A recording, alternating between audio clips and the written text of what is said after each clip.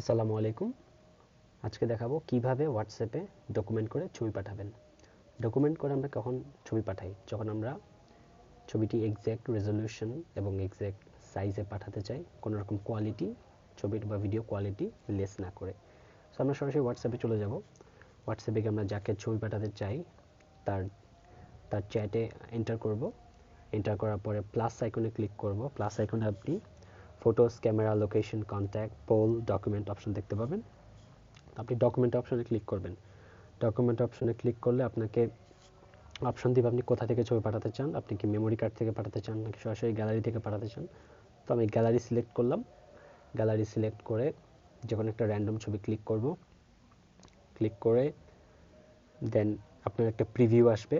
সেই প্রিভিউটা দেখবেন। আপনার অ্যাড এ ক্যাপশন নামে একটা বক্স আসবে। আপনি চাইলে যে কোনো ক্যাপশন ইউজ করতে পারেন। আমি জাস্ট লিখলাম হ্যালো। হ্যালো লেখার পর আমি সেন্ড বাটনে ক্লিক করলাম। দেখেন আমার ছবিটা ডকুমেন্ট হিসেবে সেন্ড হয়ে গিয়েছে।